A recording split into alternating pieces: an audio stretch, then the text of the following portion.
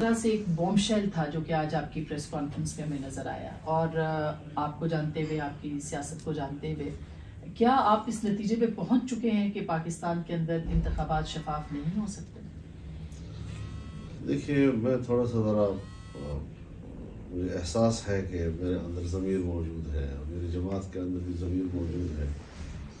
تو جو الیکشن ہوئے، پچھلی دفعہ بھی ہوئے، ہم نے قبول نہیں کیے. ابھی بھی اس سے کہیں بڑھ کر جو کچھ ہوا تو کیسے قبول کریں ہم؟ اور یہ اسمبلیاں تو اس میں تو ہم سن 80 سے بیٹھ رہے ہیں. کوئی آج کی بات تو نہیں ہے کہ ہمارے لیے کتنی بڑی اہمیت کا حامل ہو. اور جس کے اوپر ایک چھاپ لگتی ہے کہ یہ اب داندھی زدہ پارلیمنٹ ہے، اس کی اہمیت کیا ہوگی؟ اس کے فیصلوں کی اہمیت کیا ہوگی؟ ان کی قانون سازی کی اہمیت کیا ہوگی؟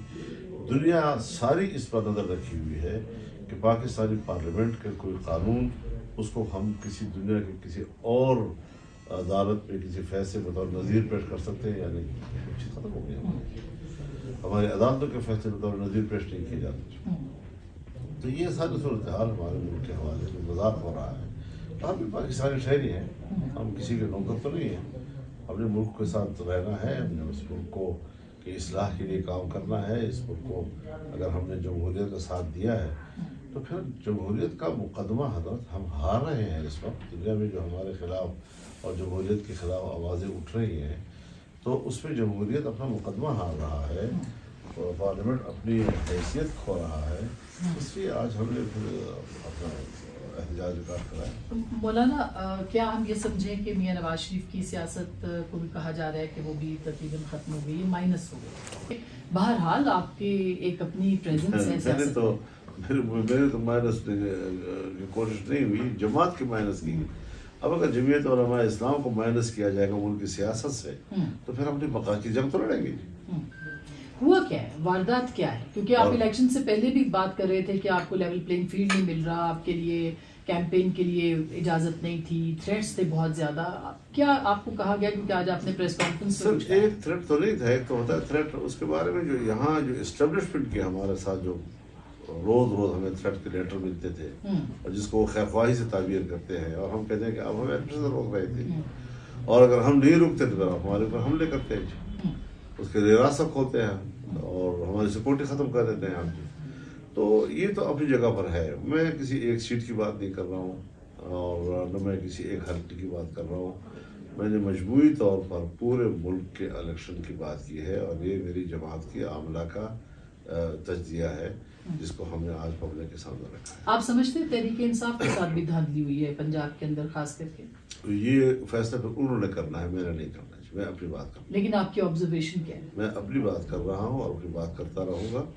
میں اس ملک میں جمہوریت کی بات آج تک کرتا رہا ہوں اور کروں گا. ایسا نہیں کہ نہیں کروں گا، لیکن جمہوریت وہ ہونی چاہیے جو حقیقی جمہوریت ہو، جس طرح آئین نے کہا ہے. یہ نہیں کہ اسٹیبلشمنٹ جو ہے وہ مجھے نتیجے ہاتھ میں پکڑوار کر دیتے رہے اور کہ جی جس کو جمہوریت کہو، اس کو میں کبھی جمہوریت نہیں کہوں. تو آپ تحریک انصاف کے ساتھ بھی ہاتھ ملانے کو تیار ہیں اس معاملے کے اوپر؟ ابھی ہم نے اس پر حوالے سے نہیں سوچا، لیکن اس کے امکانات موجود ہیں. ابھی ہم نے کچھ نہیں سوچا اس حوالے سے. مولانا، آپ کو اوور آل نظر کیا آ رہا ہے؟ پاکستان پیپلز پارٹی ہے، پی ایم ایل این ہے، آپ کے پرانے اتحادی ہیں. کیا آپ نے بات چیت کا دروازہ بھی بند کر دیا ہے؟ کل شہباز صاحب سے آپ کی ملاقات تو ہوئی تھی. بات چیت کا دروازہ ہم بند نہیں کرتے ہیں، لیکن اس کی حفاظت بھی ہونی چاہیے نا. ایسی ملاقات ہم دوسرے کا احترام بھی کرتے ہیں، گپ شپ بھی لگاتے ہیں، بے تکلفی بھی ہے. لیکن جس وقت جو چیزیں ہمارے مد نظر ہیں اس کو دیکھنا ہوتا ہے نا جی. تو اس میں ہمیں کوئی چیز نظر نہیں آ رہی. آپ کے مطالبات بھی ہیں کچھ، تو آپ نے شہباز صاحب سے کہا ہوگا کہ یہ مسائل ہیں، ان کو دور کیا جائے. نہیں، اگر انہوں نے مجھے میسج کیا تھا کہ جی آپ لاہور میں بیٹھے ہوئے ہیں اور آپ تشریف لے آئے ہیں اور آپ کے بغیر مجلس مکمل نہیں ہو رہی، تو میں نے کہا نہیں، میری اس مجلس میں کوئی جگہ نہیں ہے. میں نے انکار کر دیا. مولانا، آپ کو پیش منظر کیا نظر آ رہا ہے؟ کیونکہ آپ کی گہری نگاہ ہے اور آپ نے طالبان کی بھی بات کی کہ ہمیں یہ کہا ہمیں شاید ان سے بات کرنے کی سزا دی گئی. کس طرح سے تھوڑا وضاحت کریں گے اس کی؟ دیکھیے، ہمارے حوالے سے فیصلے یہاں لوکل نہیں ہوا کرتے جی. ہمارے حوالے سے عالمی قوتیں بھی فیصلے کرتی ہیں. 20 سال افغانستان میں امریکہ نے جارحانہ حملہ کیا اور قبضہ کیا افغانستان کے اوپر، تو جنرل مشرف نے حملہ کرنے دیا ان کو ایئرپورٹس دیے، ان کو فضائیں دی، ہم نے اس سے خلاف کیا. اور ہم آج بھی سمجھتے ہیں کہ وہ انسانی حقوق کو پامال کر رہا ہے اور انسانی حقوق کا قاتل ہے اور کہتا ہے جی ہم انسانی حقوق کے محافظ ہیں. الٹی سی بات لگ رہی ہے. اب ان کے ایجنڈے کو بھی دیکھنا ہے, مغرب کے ایجنڈے کو بھی ہم نے دیکھنا ہے. وہ ہر قیمت پر افغانستان کی عمارت اسلامیہ کو غیر مستحکم کرنے کا سوچ رہے ہیں, اور وہ یہ سوچتے ہیں کہ ہم پاکستان کی اسٹیبلشمنٹ کو اس بات پر آمادہ کر سکتے ہیں کہ وہ یہ فریضہ سر انجام دیں. ہم بیچ میں آ گئے اور ہم نے ایک دوسرے کے حالات کو بہتر بنانے میں کردار ادا کیا, تو ہم مجرم ٹھہرے. پھر اسرائیل کی دہشت گردی, ریاستی دہشت گردی فلسطینیوں کے خلاف, تو ہم فلسطینیوں کے ساتھ کھڑے ہو گئے. اور امریکہ ان کا وزیر خارجہ آئے کہ نہیں ہم آپ کے ساتھ کھڑے ہیں. ابھی بھی یورپ کے کتنے ممالک ہیں کہ جن کی فوجیں جو ہے براہ راست تل ابیب میں آ کر اتری ہے اور وہ اسرائیل کی طرف سے جنگ لڑ رہی ہے. اب ہم اس کے مقابلے میں جب حماس کی طرف جائیں گے تو پھر ظاہر ہے جی کہ وہ ہمارے بارے میں پھر اس طرح کے دباؤ ڈالیں دیں گے کہ ان کو پارلیمنٹ میں نہیں آنا چاہیے, ان کی آواز کو دبا دینا چاہیے جی. تو اس قسم کی چیزیں جو ہیں وہ ہمیں نظر آتی رہی ہیں اور ہمیں لوگ رپورٹ کرتے بھی رہے ہیں.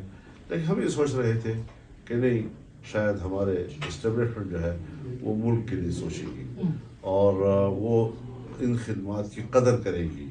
لیکن لگتا ایسا ہے کہ ان کے جس طرح امریکہ میں ڈیموکریٹس اور ریپبلکن وہ آپس میں تو لڑتے ہیں, لیکن دنیا کے لیے ان کی پالیسیوں کا تسلسل جو ہے وہ برقرار رہتا ہے.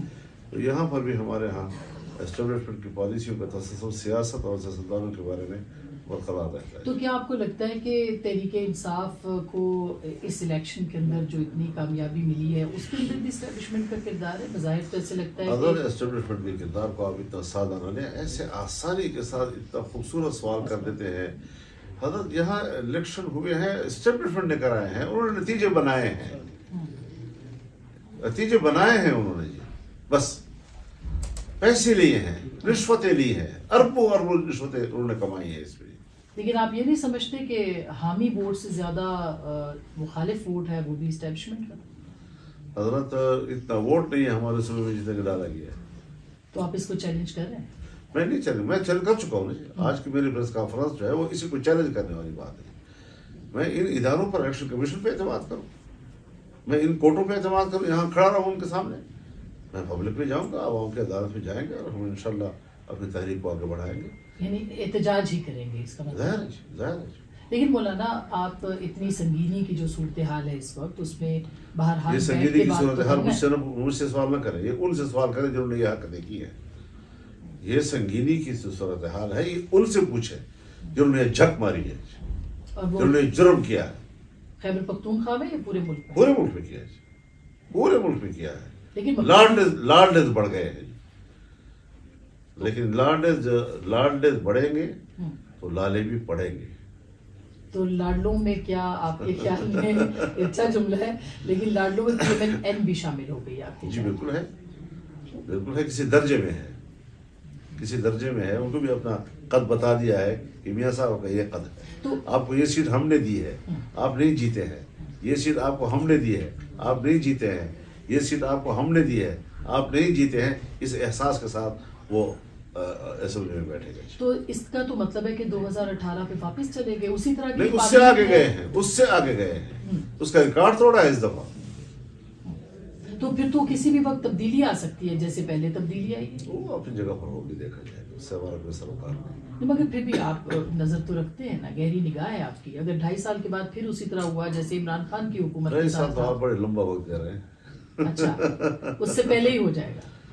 یہ نظام چل ہی نہیں سکتا اس طریقے سے, سوال ہی پیدا نہیں ہوتا. یہ ہماری دفاعی قوت ہے, ہماری جاسوسی قوت ہے, اور سیاست کرے گی, اس پہ فیصلے میں استحکام ہوگا. سوال ہی پیدا نہیں ہوتا کہ استحکام ہو سکے. تو پھر حل کیا ہے مولانا, کیا کیا جائے؟ حل یہی ہے کہ دستبردار ہو جائے سیاست سے, عوام کے معاملات میں مداخلت نہ کریں. تو وہ تو کہے گے ہم دستبردار نہیں. ایک سیٹ پر میں چیلنج کرتا ہوں, کوئی ایک سیٹ پاکستان میں ایسی ہو کہ جس پر انہوں نے سودا بازیاں نہ کی ہو. تو پھر کیسے اکانومی ہے, معیشت ہے, میثاق معیشت کی بات سوچنا چاہیے. سوال مجھ سے کریں نا, مجھ سے سوال کرنے کی ضرورت نہیں ہے جی. میں تو ان ساری چیزوں کو دیکھتا رہا, جس کے لیے میں میاں عربی کا مظاہرہ کرتا رہا. میں ملک کے ساتھ وفادار ہوں, میں ملک کے لیے سوچتا رہتا ہوں. میں پرامن ماحول بنانے کے لیے لگا ہوا تھا تاکہ ملک میں سرمایہ کاری کے لیے کوئی آ سکے، ملک کی معیشت بہتر ہو سکے. لیکن ان کو نہیں چاہیے ہماری خدمات، تو ٹھیک ہے. تو اس کا مطلب ہے کہ بحران ہی ہوگا آگے. بحران بڑھے گا، ہوگا نہیں، بڑھے گا. اس طرح نہیں ہے بات رک سکتی کہ ہم بس بیٹھے رہیں اور چنگیز خان کی طرح بس لوگ نیچے لیٹے ہوئے ہیں اور وہ چوری لا کر دوا کر رہے لوگوں کو.